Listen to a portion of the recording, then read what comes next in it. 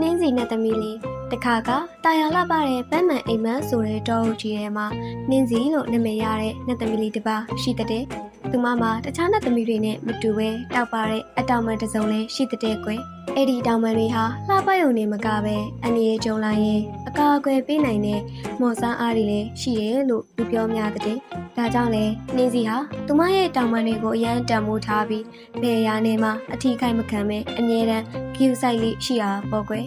ဒီနေ့မှာတော့တောအုပ်ထဲကိုပြင်းထန်တဲ့မှုန်တိုင်းတစ်ခုဝင်ရောက်လာတဲ့မှုန်တိုင်းတန်ကြောင့်ပန်းပင်လေးတွေကျိုးချေကုန်တယ်လို့တောတွေကတလိပ်ဆန်လေးတွေလည်းနေစရာပြောက်ပြီးဒုက္ခရောက်ကုန်ကြတဲ့ကွယ်အဲ့ဒီအချိန်မှာနှင်းစီကတပင်ကြီးတပင်အောင်မှာမိုးခုန်နေရင်ကုညီပါအောင်လို့အော်ဟစ်နေတဲ့အတန်လေးကိုကြားလိုက်ရပါတယ်သူမသွားကြည့်လိုက်တဲ့အခါတက်ကိုင်းတွေကြားထဲမှာပိတ်မိနေတဲ့စာမကလေးတစ်ကောင်ကိုတွေ့လိုက်ရတဲ့စာမလေးကအတောင်ပံကျိုးနေပြီးကုညီရမယ့်အခြေအနေဖြစ်နေပါတယ်ဒီတော့နှင်းစီနဲ့သမီးလေးကစာမကလေးကိုကဲကျင်ပေးမယ်စိတ်ထဲမှာဝေခွေးမရဖြစ်သွားတဲ့ငါသာအဲ့ဒီတက်ကိုင်းတွေကြားကိုဆင်းသွားရင်ငါရဲ့တံပိုးရှိတဲ့အတောင်ပံတွေညစ်ပတ်ကုန်ပါပဲတကယ်လို့တက်ကိုင်းတွေနဲ့ခိုင်းမိပြီးငါအတောင်ပံတွေပုံပဲ့သွားရင်ဘယ်လိုလုပ်မလဲနတ်သမီးလေးကအဲ့ဒီလိုတွေးနေတဲ့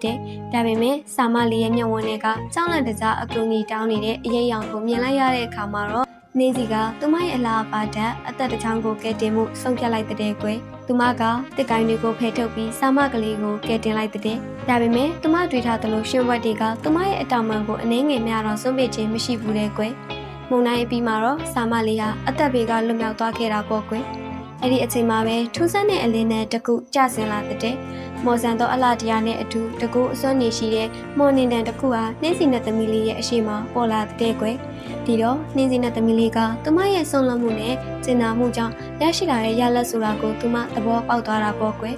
ဒီပုံမြင်လေးကတော့ဒီလောက်ပါပဲကွယ်ဒီပုံမြင်လေးကပေးခြင်းတဲ့အဓိကသင်ခန်းစာကတော့စစ်မှန်တဲ့အလားတရားဆိုတာအပြည့်မှန်ထက်စိတ်နှလုံးထဲမှာပဲရှိတာဖြစ်ပါတယ်သူတစ်ပါးကိုကူညီတဲ့နေရာမှာကိုယ့်ရဲ့အကျိုးစီးပွားဒါမှမဟုတ်အလားအပကိုခိတ္တဆွန့်လွတ်ရပေမဲ့အဲ့ဒါလိုလှုပ်ဆောင်ချက်ကနေရရှိလာတဲ့ရလဒ်က